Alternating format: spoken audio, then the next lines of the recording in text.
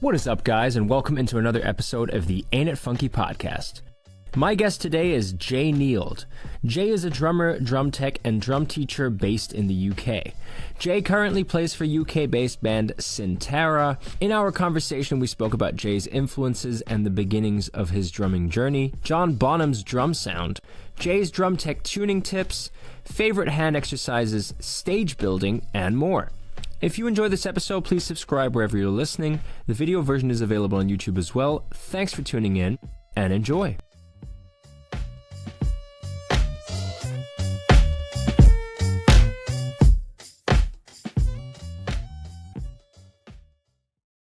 All right, Jay Nield, welcome into the podcast. Hello, thank you very much for having me on.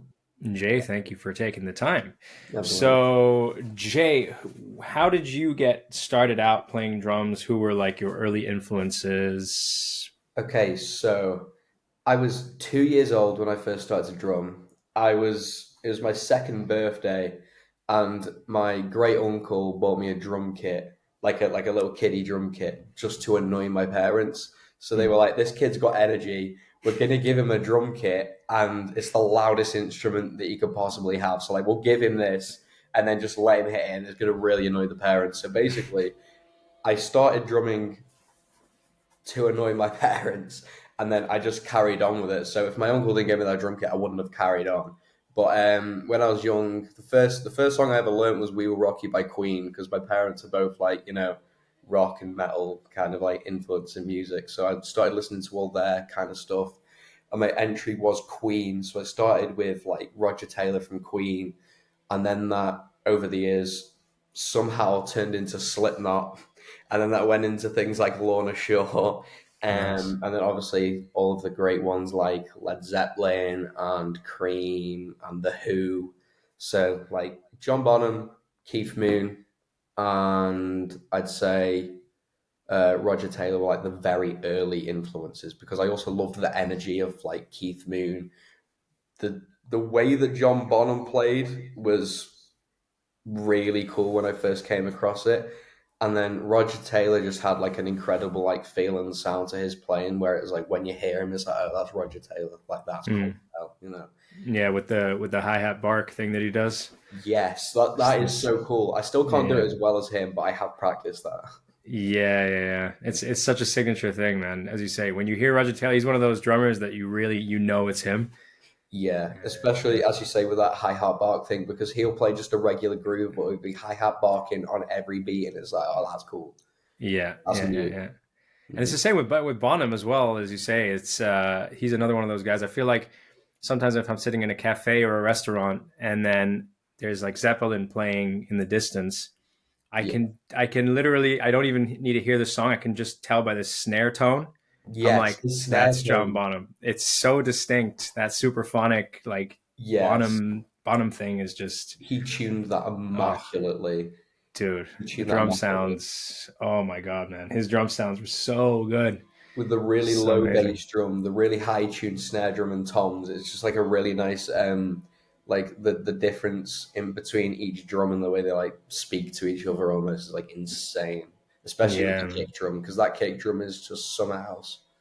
Yeah, absolutely. The big boomy like 24-inch kick drum. I remember the first kit I got was actually like, because based on Bonham, I got a 24-inch kick, because I was like, I have to have that big boomy kick sound. So yeah, man. And then you figure out that that's just too big to carry around and drive everywhere, so you go and get a 22. Yeah, exactly. Way too bulky. Oh, but yeah. But so have your grandfather having gotten you a kit, was he a musician? Was anybody in your family a musician at all? So it was my uncle that got me the kit, but it was my other uncle who's also a drummer. His name's Stuart Brown. He's a drummer, and he was actually featured in Modern Drummer magazine. Wow. He used to play for a band called Mr. So and So, and then he also played, I forget the name of the band. Forgive me if my uncle's watching this. Forgive me. He did play for a band before that, and I cannot remember the name of it. But he's like Neil Peart to me. He's like, some of the things he plays are like insane. He's a huge Neil Peart fan. So that comes out in his playing, but he was he was the other musical talent within my family. He's another level of drummer. I always look up to him because he's an amazing drummer, like All insane, right. extremely So creative. okay. So did he show you like a bunch of stuff on the kit at all, or He did show me a couple of things. It was him that originally made me focus on technique.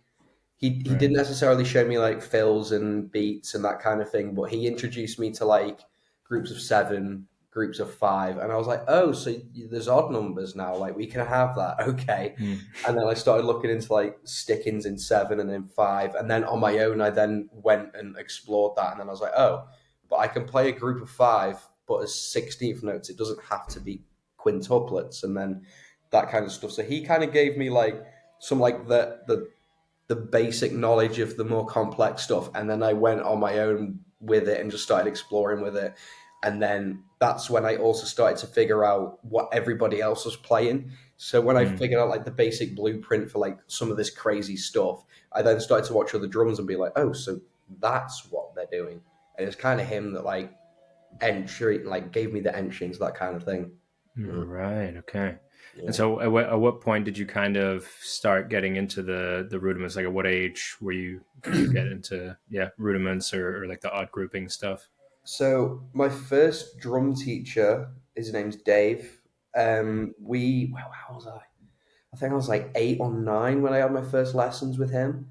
So from like 2 to about 8/9, I was just playing just on my own, just hitting things, you know. Um, but then I started getting some lessons from him, and he started teaching me about paradiddles and doubles.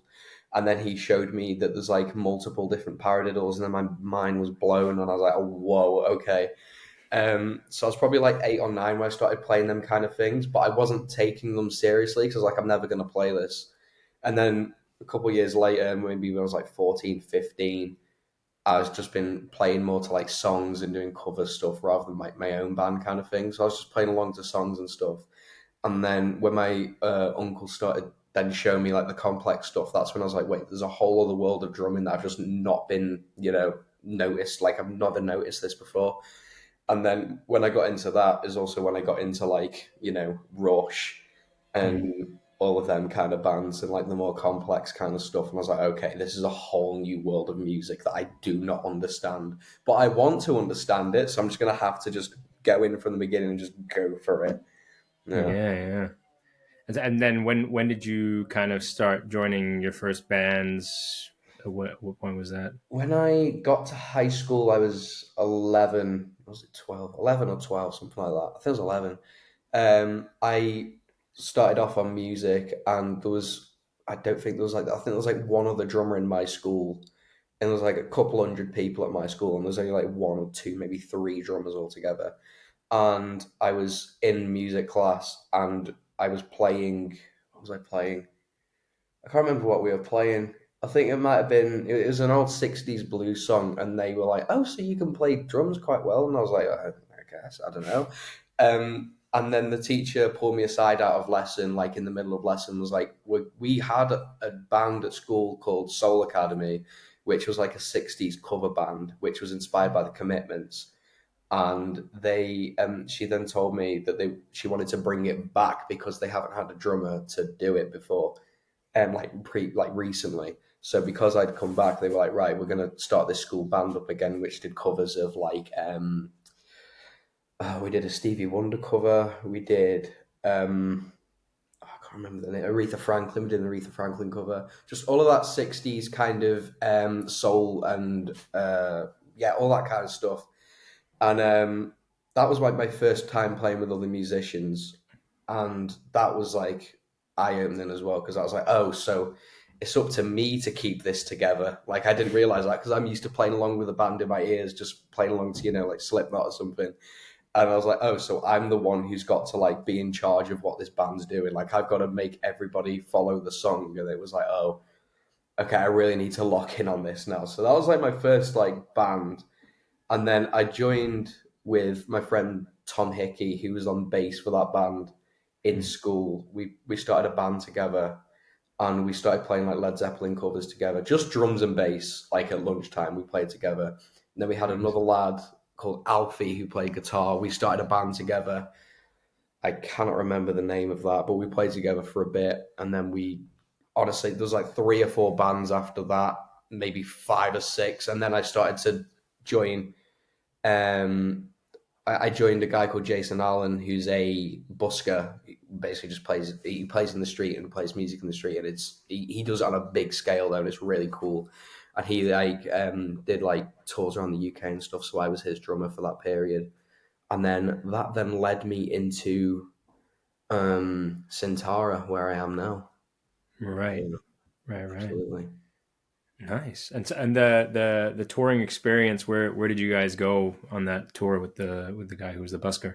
The first ever tour was Glasgow, Manchester, Liverpool, Leeds, Birmingham, London. So it was only 6 dates, but it was my first ever tour, and it was the first time, no parents around. We would just go for a gig. We're all friends here. Let's go, kind of thing. And it was like really Mm. fun. And a lot of like driving. Did we do? I think we did like a lot of driving overnight and all that kind of thing. And it was just really fun because I was like, how was I? I was either 17 or 18 when we started, and it was just like really fun. It was like, this is a whole new thing. Like, I love this. I need to do this for like the rest of my life.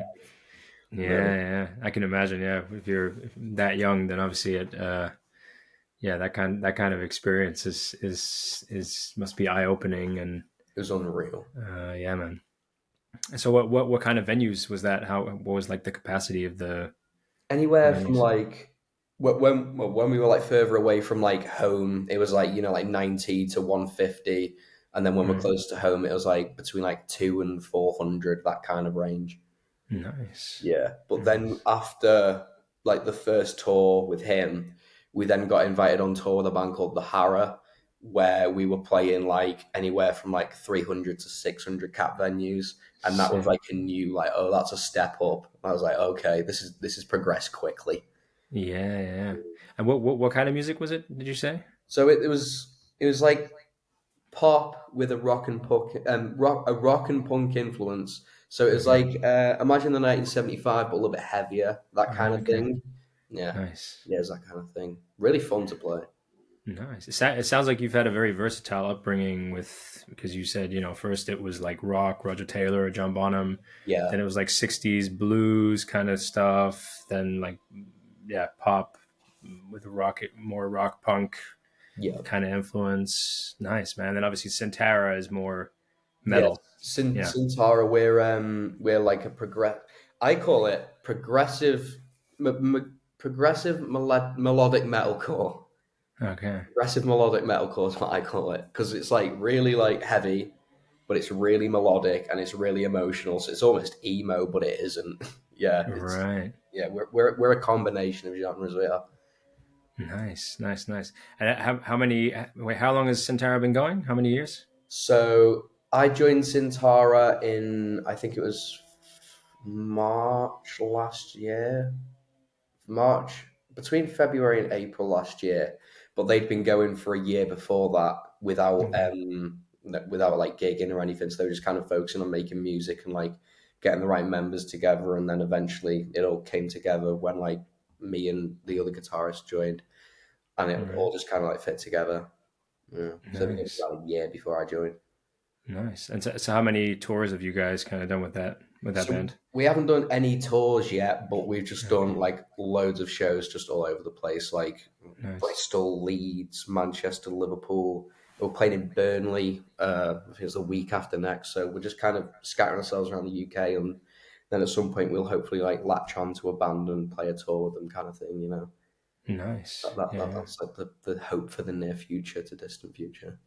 nice. And what's the kind of songwriting process, rehearsal process for you guys like? So mainly because we don't like to have too many cooks in the same kitchen. So there'll be one person will focus on a song, say like Bailey will focus on a song that's more his style of like writing, and then he'll bring it to us and go, "Oh, have a listen to this. Let me know what you think." And then Edgar could come along and he'll play like he's usually the guy to come and bring a melodic guitar riff and put it over the top because we originally had our song Night Sky actually had no lead guitar in the chorus over the top, and he came along and threw it over the top, and it just completely changed the sound of the song. And it was Mm. like, right, okay, so if we could do this, then we're going to need some form of collaboration at some point. It can't just be one person, writing the song. So it'd be like Bailey would write, maybe Matt would work on some lyrics for it, Edgar would come along and maybe do some lead stuff, and then they give me the drums, like the rough, like way they want the drums to go, which would usually it would just follow like guitar chugs, half time, full time, double time, whatever. And then I'll come in and add like the source over the top. I'll add like the ghost notes and the drum fills, and I'll make everything a bit more like together with the drums. All Yeah, right. that's And my are you doing that via like a DAW, or is that yeah. So more? we Yeah. use Modern and Massive for the drums, and we it's basically just MIDI. Like they'll send me the drums, and I'll be like, right, okay, that drum part's not playable because a guitar player's written it, and I'll be like, Right. okay, so I need to get rid of this 300 BPM drum fill from it and just put something more like playable in it, Yeah. Um, and yeah, what I love about that though is I can write drum parts I currently can't play, and then just go and learn them afterwards. Like I All find that the right. best way to do it because I get the most creative that way. Yeah. So I just Yeah. got free reign for whatever I want to put in. All right. Are you guys do you guys play with a click either in rehearsal or live? Yeah, so Yeah. we're on a click. We have backing tracks. Nice. I'll be honest with you. I don't think I'd ever play live without a click ever again. To be Okay. honest with you, it's Yeah. so Yeah. comfortable just knowing that no matter what, I've just got that click to keep me, in place. Yeah. Yeah. Yeah. And do you have it on quarter notes, eighth notes? How do you subdivide the click? We're just on quarter notes at the minute. However, I think at some point we'll probably write a song where we're going to have something else in there. I Okay. do quite enjoy playing to an eighth note click, but sometimes it kind of throws me off when I'm Okay. playing like certain fills and stuff. But I do prefer just a quarter note click, to be quite honest with you. Right. Yeah. I suppose when you're doing something more like a triplet or a five or something, then I guess having a eighth note click can be, It can throw you off a little bit. subdividing that in your head Yeah, becomes tricky. Yeah. yeah. We like to make it as easy as possible for us live as well. So we add like voice cues in there as well, so we know what's going on. Like in Right. between songs, I'll have someone like we'll have a pre-recorded like Bailey in my ear being like, "Oh, so this song's next. Have it. Don't forget this. Don't forget that. Enjoy," kind of thing. Nice. Okay. Yeah. That's very practical. Yeah. Yeah, it is. It's very useful as well, especially when you're on stage and you're like, I've taken pre-workout and I'm just absolutely like on it and I forget what's going on. And then in my ear, I've got, oh yeah, the next song's Night Sky. And I'm like, okay, chill. Nice. Yeah. Yeah. Yeah. Yeah. Have you ever because I just mentioned the subdividing, on a chord note click or on an eighth note click rather with like fives or whatever. Have Yeah. you ever done like the note pyramid thing, like either on the hands or the feet? Yeah, I do You ever it gone with through that? both Yeah. hands and feet. Right. I haven't done it as much with the feet, but definitely with the hands, from quarters, eighths, triplets, all the way up to, I've done it all the way up to 8. I've done it with 10, haven't managed it with 9 yet, I don't think. Okay. I just kind of go up to 8. Sometimes I go to 10, but for some reason 9 kind of trips me out a little bit. Yeah. Yeah, because it's a huge gap to fill. So when the gap's bigger, you've obviously got more room between each click to be like, right, I've got to stay perfectly in time here. So after Yeah. 8 is when I start to kind of lose it. So I should probably work on that, to be quite honest with you. Huh. Yeah. Maybe do if you're working on the nines, what's the song by Meshuggah? Demon's Name is Surveillance. You know that song? I have not heard that song, no. Oh, dude! And Thomas Haka just does like a thing in nine on the kicks, I'll have and to it's learn just that. complete carnage. Like I can barely do it with my hands. Yeah, It's like a tick like that kind of yeah, thing, and I can barely even do that with singles of my hands. yeah. So I'm like, how does this guy do that consistently for 3 or 4 minutes with his feet? Like it's absolutely mind blowing, man. His feet, Jesus Christ. I remember when I first started to learn ankle technique, I learned bleed by Meshuggah, but like Yeah, slowly. But yeah, then because your right foot is doing like a da da da da da da da yeah. When I was learning that kind of unlocked the ankle in my right foot, and then I right, was able to play ankle with my right foot because it was like half. consistent notes, but it was also just the double. So like my Yeah. ankle started to like get involved, and I was like, oh right, I've activated my ankle. Now I need to start doing it with my left. So then I started trying to learn bleed left foot lead, and I was like, oh, I can't do this. Oh man, yeah, yeah. Yeah. It's crazy. But I saw your the Instagram reel that kind of went viral of yours, where it's like other drummers, and then it's what's his name, Chris from Oh, Chris, Ocean's 8, Alaska. yeah, yeah, Yeah. it's, Ocean's And then Eleven. and he's obviously just doing it like absolute machine. He's like a robot. Yeah. And He's also then doing that on the world's first double bass pedal from the 1920s, may I add. that is insane. I know. That's just messed up. That yeah, that's crazy. But yeah, and then obviously your video where like in the next segment, it's like then me doing bleed is like fuck. God, no. Yeah, that was how it felt playing Bleed for a long time, but then I just had to Right. slow it down all the way.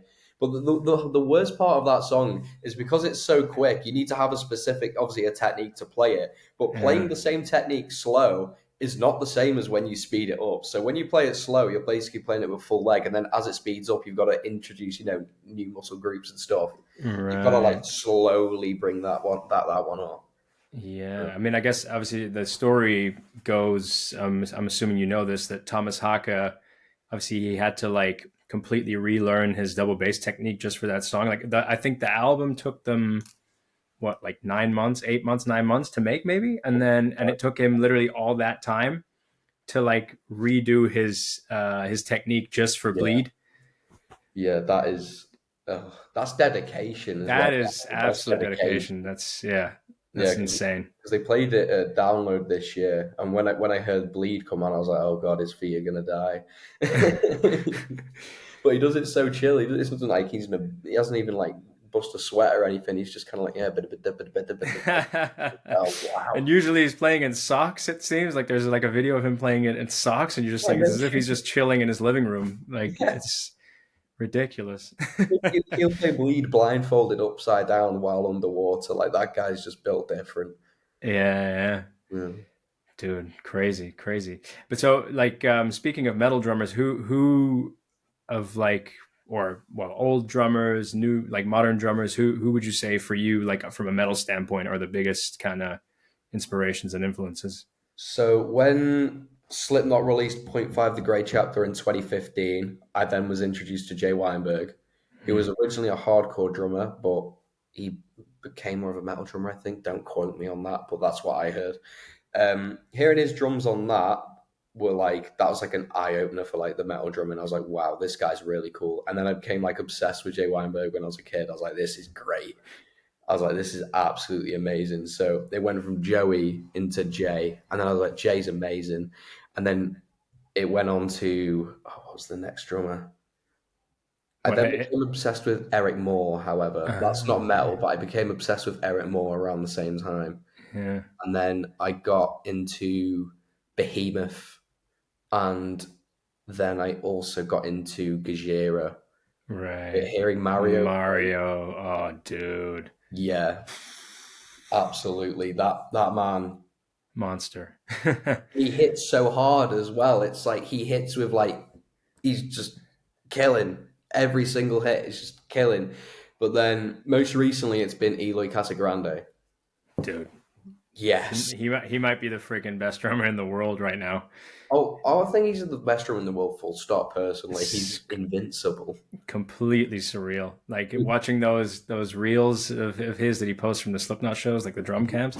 Oh, like every single one, you're just like, I don't know if it's like inspiring or disheartening. You know, it's just Both. It's insane. honestly both. It was Yeah. when he did it was his second time uploading the Scissors drum solo, and he did a section where I couldn't figure out for a while whether he was playing 16th note triplets between the crashes, but then the snare drums were like, and he was just punching crashes in between. But then I figured out, I think it was like paradiddles and inverted paradiddles just between the crash and the snare drum, while adding double kicks underneath as well.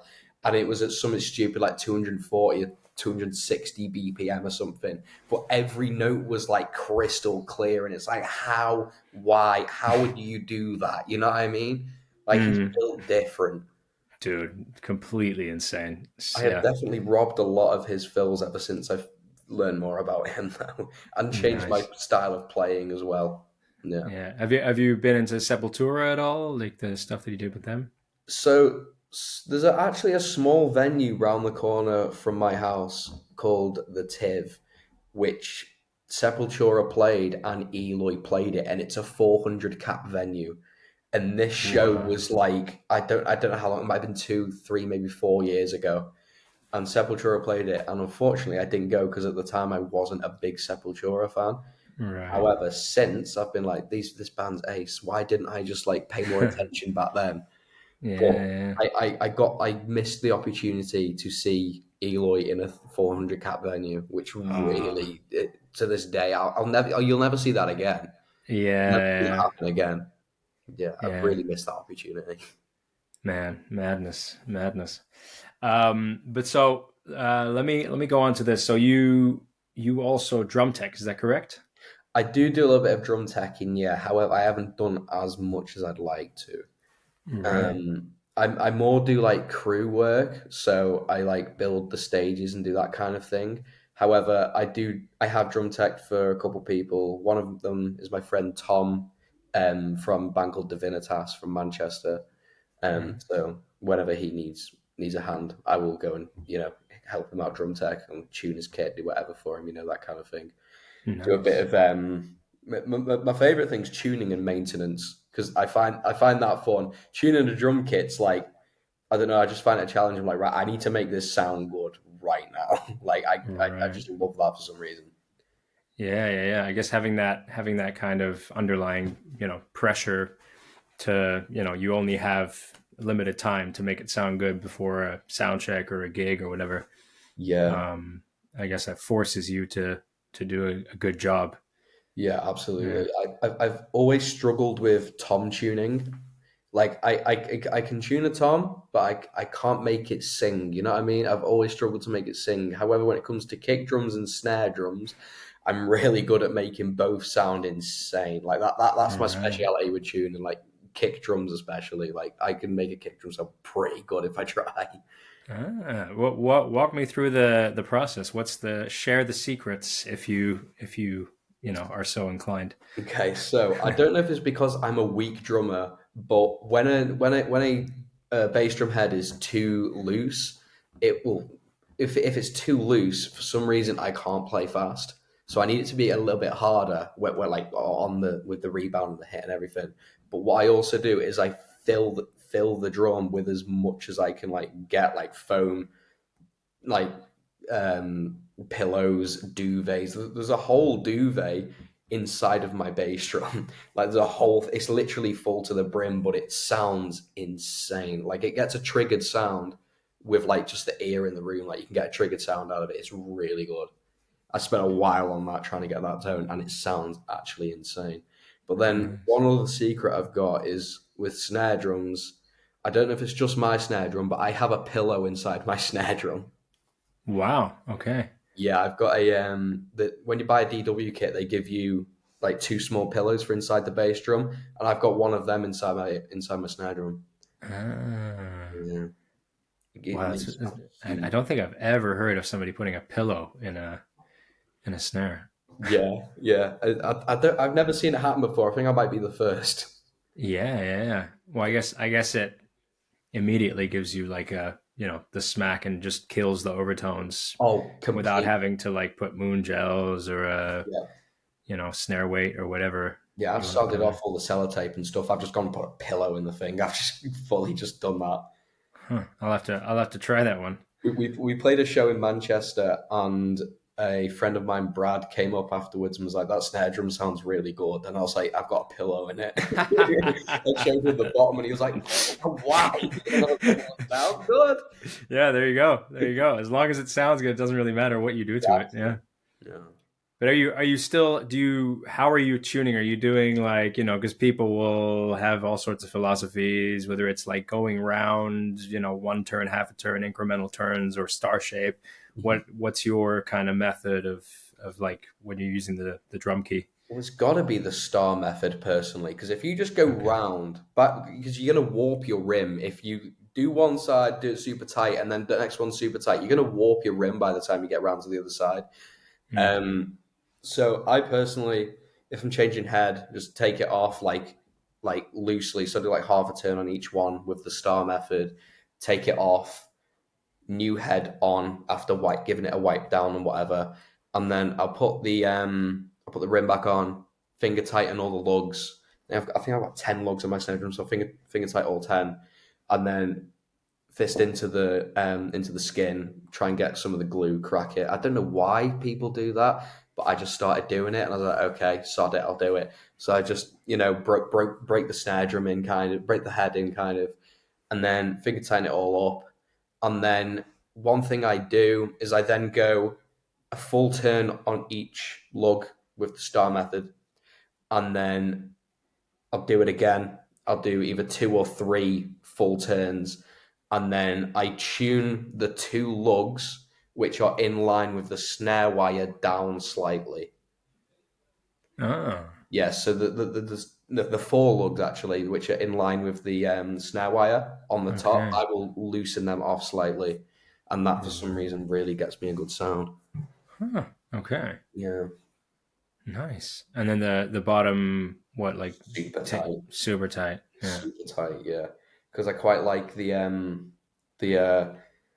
bell brass sound, the Tama bell brass sound. So Right. I've kind of recreated it with a Yamaha recording custom brass. I Nice. luckily got one of the last ones before they shut the factory for them. Oh wow. Yeah, so I tune that super high, and then also the pillow kind of gets rid of the note of the snare drum, so you haven't got an awkward note, the ring. Right. It's kind of like a really fat sounding bell brass, but it's still got crack to it. But the pillow takes away a lot of the ring, so it's an interesting sounding snare drum to say the least. Okay. And yeah, and I guess you don't use any like gels or any like there's no need with the pillow, obviously. No, yeah, the pillow Right. does everything for me. It's great. Sick. That's Yeah. sick, yeah. And yeah, the Yamaha snares are so nice, man. They're I saw a video on YouTube of a guy playing one because when Eloy, I was looking for a new snare drum because I had the Ludwig, it's not Superphonic, Ludwig Acrolite. I right. have that one. I've still got that snare drum actually, but it had crack, but it just didn't have enough body to it for what I wanted. It Right. sounded a little bit empty, so I then looked into new snare drums. But this was around the same time Eloy had joined Slipknot. And then when I heard the way he had tuned that Tama bell brass, I was like, "This is insane!" Because it's got so much crack, but it also sounds like it's got huge, like it's like a huge body to it. So Mm. when I heard that, I was like, "Okay, I need to recreate that for less than like 4 grand." You know what I mean? Because like it's so expensive. So I looked into other brass snare drums because I figured out like brass, loud, nice crack, that kind of noise. I learned because I did some like research, and it was going to be between the DW collector's brass and the Yamaha recording custom, and I went for the Yamaha recording custom because I think the DW brass was like $1,000, and the Yamaha one I could find it for about 400 or 500 quid. Right. But I've got like as close to the Eloy sound as I can get without spending Eloy money. Mm. Yeah. Yeah, I'm quite happy with that. I'm I mean, I assume at this point he probably gets it all just for Oh free. yeah, for Being free. in Slipknot, he'll, They pay him to use it. Yeah.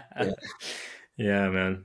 But yeah, sick. And then with the toms, because you said, I mean, I guess you said you're not great at tuning toms, but how do you then go about that?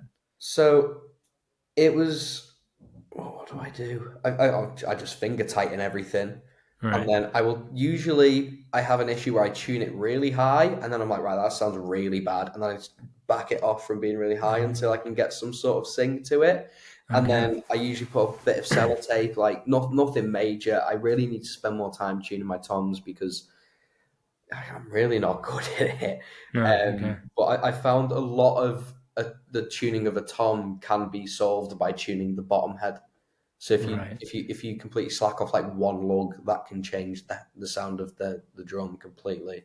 But I find that if you have an an awkward sounding tom, if you tune the bottom head, you can usually solve it pretty quickly, I found. But I Right. do need to put way more time into that. Okay. Would you say like reversing if you let's say you I don't know, you're almost there and then um like detuning you said like detuning one lug on the resonant head Yeah. changes the sound. Would you say that's a good method of maybe, rather than on the top trying to, I don't know, maybe the top sounds all right, but you're like, I kind of want it to, pitch down or a little bit up. Would you You say that just the one lug on the bottom that'll just kind of solve that? you can kind of I'd say tune the top for like feel, and then Right. use the bottom for like the pitch or the tone. So like Okay. if you're like, it's really slack on the top, tune it up a bit and then tune it down on the bottom, maybe that kind of Right. thing. The same with Okay. snare drums as well, actually, because the top, if you try and mimic the feel of your practice pad but on the snare drum, that's kind of what Right. I like to do, because I like it, like I like a lot of rebound on my snare drum. Probably because I've Okay. got weak hands, but yeah. But Yeah. do you use the practice pad quite a bit? Is that something Not you as like to? much anymore, because life just kind of gets in the way sometimes. However, when I can, I do practice quite a lot. Sometimes at a venue, I'll practice on the bottom of like a shoe, like in the corner, Ah, because it's the same feel as a practice pad. yeah, yeah. That's like before I go on stage, but I like to like warm up quite a bit, because if I go on stage and tense up straight away, then like, it's game over. Yeah, Absolute game yeah. over. And what kind of like stuff are you doing when you're warming up? Is it just basic rudiments, or are you going through any certain like regimen? See, I don't see why people hop in straight away and start playing rudiments. Huh, I would personally just go in with some technique stuff. okay. So like just slow singles or slow doubles, but with like, so I use push pull technique. So I'll play slow doubles with push pull technique to get my wrist like warmed up and ready. Because if I tense up and I lose control of my fingers, then that's like it's just gonna sound like an absolute mess. You know what I mean? Yeah, Yeah, so I really focus on like the push pull and then my wrist technique and then maybe some finger stuff as well, right. right before I go on. And then maybe before I go on, I'll then do some doubles and some paradiddles, and then it's time to go. Okay. Yeah. Okay. What would be super random question, but what would be your like go-to pad exercise rudiment wise? Okay. What would this be for? Would this be for speed, or what would it be for? Well, maybe yeah. Let's go speed first. Let's Okay. say I go for really speed. enjoy playing just eights and then 16s, just better, get that kind of thing. Uh-huh. And then I really enjoy playing variations of the Herta. So Ah, I will play again just eighths, but it'd be like but I'll lead it with the left hand and the right hand and switch between the two while I'm playing. But okay. what's also good with that is coming up with new rhythms, because then when it comes to writing drums for Syntara, when I can then play them rhythms like the, if I can then translate that onto my feet, I can create some Right. insane stuff with that. You know what I mean? Yeah, yeah. Yeah, yeah. Sick. So what would you say that you've kind of when you've practiced stuff like patterns like that on the hands, you make a point of doing it on the feet as well? Yeah, absolutely. I haven't Nice. done it much with paradiddles. However, with like bursts and them kind of things, I will always do that kind of stuff between the two. Sick. Yeah, and then I do need to do it with paradiddles though, and like maybe like the six stroke roll, but with my feet. Yeah, Right.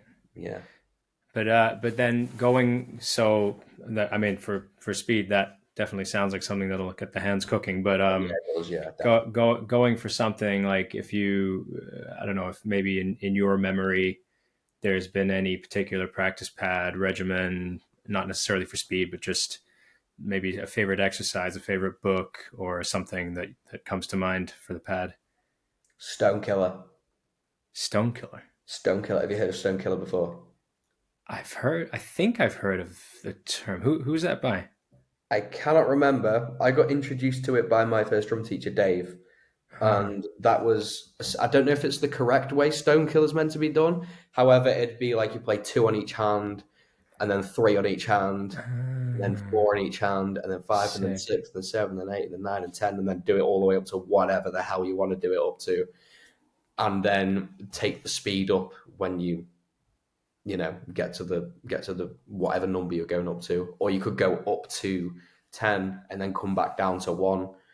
And then, yeah, I just find that's really good for trying to even the hands out. Yeah. Quite often my left is like not catching up with my right, so if I do stone killer, it helps it, bring it up to speed Sick. with my right hand. So definitely stone killer. That one's a really good one in my opinion.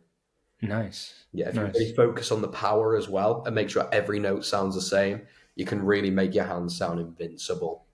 Hell yeah, man. Yeah. And what kind of pad do you have, or what kind of pad have you used in the past? So I have the I can't remember. It's the Vic Firth. It's a wooden one with a grey pad on top. I cannot remember the specific name Okay. of it.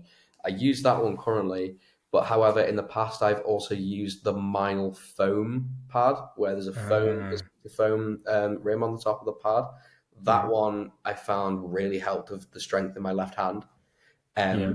So when I first started learning push pull technique for my doubles, I was playing it on that pad so that I was making sure that every note is like I'm putting strength into it because it's on a piece of foam and there's like not a lot of rebound. But what's also good about that is I can play on it at whatever time I want because I'm not going to wake anyone up. Right. Yeah. Yeah. Yeah, so I can practice at 3 a.m. if I want to. Yeah. That's why I like the reflex pads, Yeah, because they have that that like foam quiet, where I think it's called like the work surface or something, that, yeah, as you say, it's really, really good for the wrists, but also for, quiet evening practice or whatever. yeah. Yeah. Don't want to annoy anyone with my playing, you know what I mean? Yeah, man, for sure. For Yeah, of sure. course. And because you mentioned about like building stages, is that something you've done quite a bit? Or because I saw recently, was it a download festival? You were like, Download Festival, yeah. So sick. Yeah. also, I was meant to do it at Latitude, but I'm also going to be doing it at Leeds Festival. So essentially, building the any stage show, putting lights up, that kind of thing. So recently, last year, did it for Queens of the Stone Age, Fallout Boy, and Avenged Sevenfold. Sick. Spent like 3 hours overnight while everybody else is like asleep in their tents. We're busy working on the stage, putting everything up. Spent like Wow. 3 hours in the morning putting up a like a roller coaster track so Fallout Boy could have an inflatable sheep fly around the stage, like that kind of Ooh. thing. Yeah, it's really fun because you also get to work kind of in with their techs as well. So you get to like speak to them about like what gear they've got going on. Like when I helped Avenged Sevenfold's drum tech set up their kit, and it came on like this big wardrobe with like the kit just inside it, and I was like, this is crazy. And then like he was like putting it out, and I was like, so how do you tune this? What do you do with all this stuff? And it's just really Yeah. cool to see all that kind of side of things. And then this year we did. Who was first down? Like Green Day. We did the loadout. Sick. I did the loadout for Green Day, and then Sleep Token. That was a 20-hour setup altogether. I don't know Wow. if you've seen their recent stage show with the cliff face Yeah. and everything. Yeah, Yeah. it took the team 20 hours to build it, and it was only finished half an hour before they went on stage. Crazy. Yeah, honestly, Jesus. crazy stuff. It was Yeah. unreal being on that set though because it is massive. It is Yeah. huge. Yeah, Yeah. Sleep Token, I think I've had one of the quickest growths of any band over the past few years. It's been insane. yeah, Just absolutely. from like the summoning going viral on TikTok to then, just like when I went to see Sleep Token once. This was actually through Justin. I'm assuming Justin Woodward, I feel like I do know someone. JW Audio Productions. Yes, I do. I Yeah, do. yeah. Yeah, So this was through him because obviously he does like mixing for yeah, his like Instagram stuff and whatnot. yes, And so when we were in San Antonio and we were on tour, it happened to be at the same time, like we had a day off at the same time as a Sleep Token gig. Right. Yeah. So like Justin got us into that gig, and it was insane how it was kind of like Beatlemania before the gig. Like even when they brought out the I'm sure you saw this as well, that like when they bring out like Vessel's microphone stand, or even Yeah. like Two's a tripod, for his drum cam. Yeah. It's it's like bizarre how loud the screams are from all the like teenage girls, and you're like, this is crazy for like Yeah. for like a what's pretty much like a metal band. Obviously, they mix a lot of genres and whatever, but Yeah. I get exactly what you it's mean by the Beatlemania. yeah. It's honestly like, Such a cult, yeah. I was about to say cult following, because people Yeah. that download doing rituals around campfires while they were on. Literally, It's man. That's crazy. yeah. I wish I got into Insane. them earlier, to be quite honest Right. with you. It was only when I joined Syntara that I found out about Sleep Token, because they're all Sleep Token fans, and they Nice. told me about Sleep Token. I was like, yeah, I've heard a bit about them. And then I got shown Take Me Back to Eden, and I was like, this is slow, this is hella, this is mid. And then when it hit, I was like, I get it now. Yeah. The thing is, I had the same thing when I first listened to Take Me Back to Eden, or Justin showed it to me. I was like, yeah, like the riffs, some of the riffs are like super sick, and like because I really, this is why I love Meshuggah, because it's just all the time, like, Yeah, up like to 10, like in your face, yeah, just thrashing. Like I don't know, like I like ballads depending on the genre, depending on but it's kind of like Sleep Token when it goes down dynamically, and then it's like all this ambient stuff. I'm like, I kind of want it to, you know, I want it to, like, I want the riffs, I want more riffs, I want more like in your face, double bass, breakdown stuff. yeah, So I was kind of like, Take Me Back to Eden. I was like, yeah, there's some really dope moments, but I was kind of the same, where I was like, I don't really get the huge hype. yeah, But then when I saw them live and they like launched into the offering, I was like, holy shit, this is amazing. yeah, And then live, obviously, the ebb and flow of the dynamics obviously hits different with yeah. all the lighting and the sound and everything. Oh, And you're like, no, okay, I get this. Like, this is really, really good. absolutely. I get exactly what you mean. Yeah, The crazy thing as well is, with I get exactly what you mean with the heavy stuff, but it makes it more worth it when the heavy happens, because true, it hits so much harder. true, You true, know what I true. mean? Because like, Yeah. there's the joke that it's like, it'd be so easy to be Sleep Token's guitarist because you only play for 30 seconds per song. I love that. You Yeah. just have to wait for Vessel to stop whining, and then playing double drop Z for like 10 seconds, and then just Yeah. chill out for a bit. Yeah. Love that, man. Yeah. But yeah. But coming back to the stage building, how did you get into stage building? So it started with a venue in my hometown of Chester in the UK, called the Live Rooms. So I was at a show there, which my friend put on, and they needed a drum kit to borrow. So I came in, I lent my drum kit, I tuned it, I gave them it, and they were like, "Oh, this is good, this is cool," because I was like professional about it and everything. And then the promoter, my good friend Sam, spoke to the owner and was like, "This is the guy you need for like crewy techie stuff. Like he's the guy." And I was like, "Oh, okay." So I then spoke to him, the owner, and he was like, "Yeah, cool. So we'll get you on for some crewing shows." And then my first show was a band called Lord of the Lost from Germany. They Mhm. came over and they played the Live Rooms, and I helped set up the kit, mic the kit up, do all that kind of stuff, and build some of like the stage production-y stuff they had. And that was like the entrance into it. And I was like, yeah, this is actually really cool. And then I got paid at the end of the night, and I was like, I got paid to do this. This is sick. So I was like, yeah, let's go. And then I did a couple more shows at the Live Rooms for big bands when they come in and they need their production sorted and like help moving flight cases around and whatever.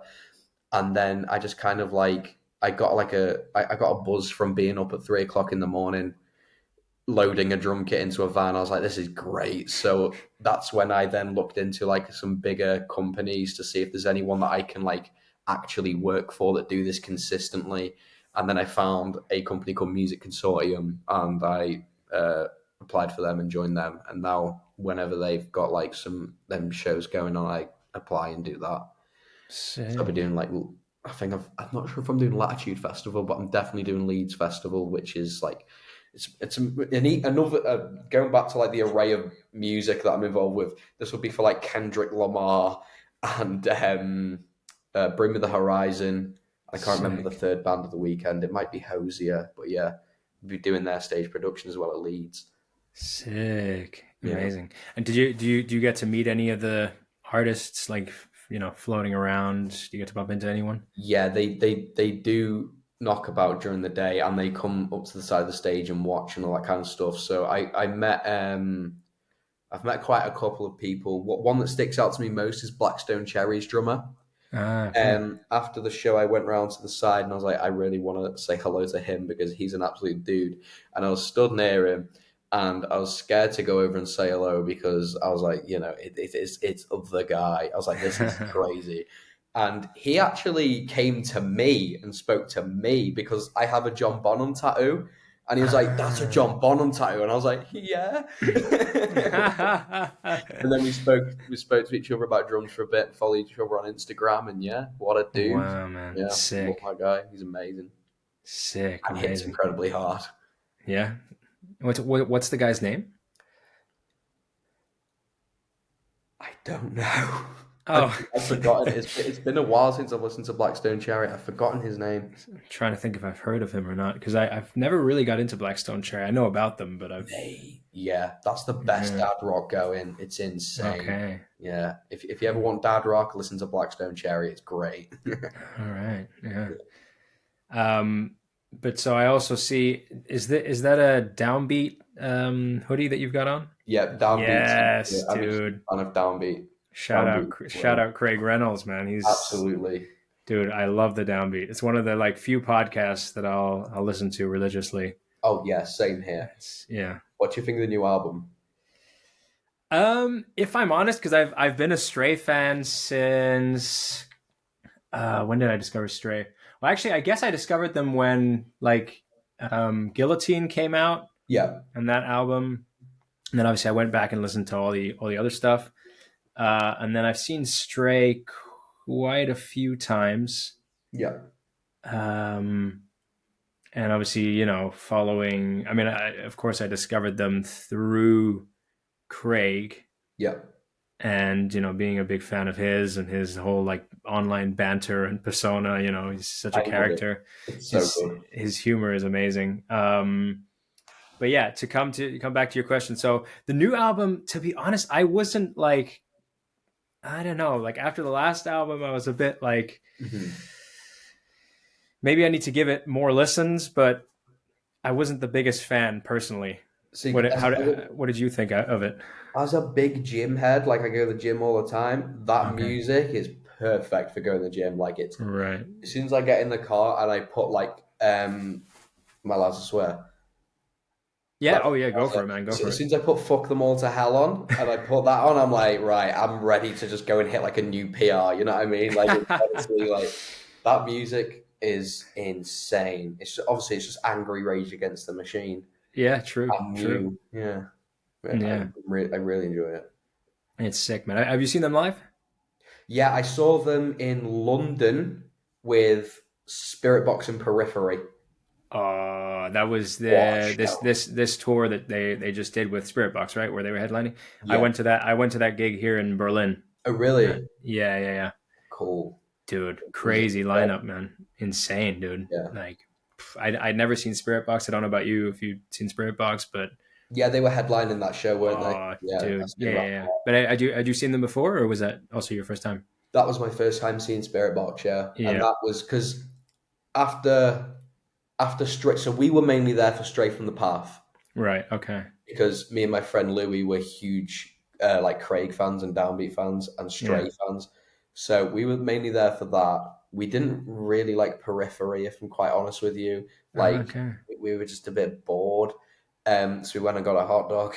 But we absolutely went ham for Straight from the Path. Like we were like throwing people. We were like we were obviously on the barrier for it. So anyone that's crowd surfing, it was up to us to chuck them over kind of thing. So by the time Right. Spirit Box came on, we were absolutely knackered. Like we were like dead. So when Spirit Box came on, we were tired. So we like kind of stood to the side and just kind of like absorbed it and watched it and took it all in, which was really Yeah, nice. And I really enjoyed just like listening to everything going on and like all the nitty gritty details. Because I feel like there's a lot of drum details that he adds in live, which aren't on the album. But when true. you Yeah, hear them live, it's like whoa! It's like this is yeah, man. different. Yeah, yeah. Dude, It's really good to hear that. he's such a beast, man. He's so tight, so locked in. Like with Underrated drummer. yeah, for sure, for sure. Um, but there was something else I wanted to say about like the downbeat and oh yeah, like the clothing is super comfortable as well. Like Oh, I've got I remember I bought one downbeat shirt, or was it a shirt, or yeah, I think I bought a shirt and a hoodie. yeah. Um, and then the minute they arrived and I tried them on, I literally went on my phone on the website and I was like, I'm ordering two more of like a different design. And Yeah. I feel like, I mean, now it's summer, so I'm wearing these like summery shirts, but usually you'll see me constantly just wearing like rinsing the downbeat merch Oh because yeah. Same here. it's so comfortable, man. The designs are amazing and I've they got. really last. What have I got? I've got two of these. I've got like a regular fitting one and more of like a baggy one. This is the more baggy one, and then Right. I've also got the grey with the red and orange huge downbeat logo on the front, Right. and then I've also got a downbeat jumper with the just downbeat there with the red and with the barbed wire around it. I think it is. I've got that one as well. Yeah, In black, like the black hoodie with the yeah. yeah, I got the exact same one, yeah. It's such a good hoodie, so nice, and it's so like thick as well. Like that's dude. perfect for winter. So comfortable, man. So comfortable. Like on when I was on tour and it was like really cold. Just yeah, wearing that. It's such a yeah comforting. Like the Yeah, material is so nice and yeah, man. So yeah, hopefully someday maybe get Craig on the podcast because he was a big inspiration behind me doing this yeah. podcast for drummers. Yeah, that's Um, sick. Honestly, I yeah, feel like man. there's that you need more smaller podcasts like this for drummers to like come together because I find them really cool. Yeah, man. It's that I because I was thinking like at the beginning I kind of considered maybe doing also guitarists and bassists and whatever. Not that anyone wants to hear from guitarists, but Yes, yeah, one of us. but no. But then I was like, you know what? No, like I want to talk to drummers because they're just the coolest people. Like I don't think I've had a single person on here since starting this who's been where I've gone away and thought, oh, he was a bit of an egotistical Yeah, person or she, like um yeah, I think just everybody's been so chill, down to earth, like willing to share wisdom, open-minded about, people have been transparent about things like mental health or um all the, all the insider advice on like how to maybe make it in the industry or, yeah. how to get a bigger gig or yeah. So I think it's drummers are always the nicest people. And I don't know if you've been to the like the UK drum show, for instance. Absolutely, yeah. Yeah. Did you go this year? Did you go? Was it last year in Liverpool? I did, yes, and the year before. I think it's been in Liverpool for 2 years now. Yeah, Yeah, yeah. Because I was there as well, and like literally every freaking drummer I talked to, no matter how big they were, every single one I walked away being like, dude, I feel so like exuberant energy wise. Like everybody's so chill. Like even someone like Greg Bisonet, who's a freaking legend. yeah, I talked to this guy and he's just or like Benny Greb or everybody was just so relaxed, man. It was yeah. such a good environment and Drummers are yeah, the man. best. Dude, There's hardly any drummers with big egos. It's honestly, it's great. for sure, for sure. Yeah. But so did you who did you kind of go see on the main stage or who were the drummers? Even I mean the main stage, the like the education room. Who did you go see? I saw Mike. Mike Mike Johnston? Johnson, yeah, Mike Yeah. Johnson. Um, who else did I see? There was one specific drummer we went to go and watch on the main stage, and I can't remember who it was. Is it Chris Coleman? Did Yeah. Chris Coleman play? I think it was Chris Crazy. Yeah. Coleman. That was nuts. That was Yeah. honestly insane. I remember just every time I go, I feel great, and then I get home and I'm like, I need to practice. Dude, same, man, same. That's how I felt after Chris Coleman. I was like, I'm not good enough. I just need to like practice more things. Yeah. Chris Coleman makes you feel that kind of way. Yeah, man. I mean, Would you at the show this year?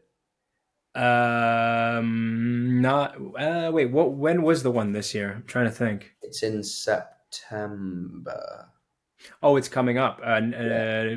I probably won't be, Okay. but potentially I might be able to swing it. I'm not sure, but Yeah. I would love to go because after last year, it was my first, actually, well, it was my first UK drum show. I've been to the London drum show before, Yeah. and I saw a few people, and I was only there for a few hours. But yeah, the UK drum show, I was just like, dude, this is the best thing ever. Like I walked in, and I just the whole weekend I was, yeah, just filled with such as I say, exuberant energy and inspiration, and Yeah. and bumping into like so many people I also knew and friends that were there, and it's just such a great environment, man. It's No just matter how famous the drummer, they always hang out with everyone else though. yeah, yeah, yeah, They don't hide away in their dressing room or anything. They're always on the floor speaking to people. dude, it's so great. That's what Yeah. shocked me about Eric Moore because he was just sat eating a hot dog with everyone else in the cafe, and it was like, this don't feel right. This don't feel Yeah. real. Yeah, he is so out of this world. Like his pocket and his chops, Oh, obviously, and unbelievable. oh my lord, I don't know how he did it, but fair dues. Fair dues to him. crazy man, Yeah. absolutely crazy. But yeah, Jay, man, it's been a pleasure to talk to you. We're coming to the end of the episode. Is there anything that you want to shout out? Anything you want to plug that you got coming up? Syntara. Follow Syntara and listen to Syntara on Spotify. And then JDrums03 will be the Instagram as well. And that's it. Hell yeah, man. Absolutely. Well, dude, absolute pleasure, and yeah, man. Thank you very much for having me on. It's been an absolute blast. It's been a while Thank, since I've nerded out about drums, so thank you. dude, it's a privilege to nerd out with drummers. Oh yeah, it's great, isn't it? Hell yeah, man. Well, dude, thank you so much, man. Give me money.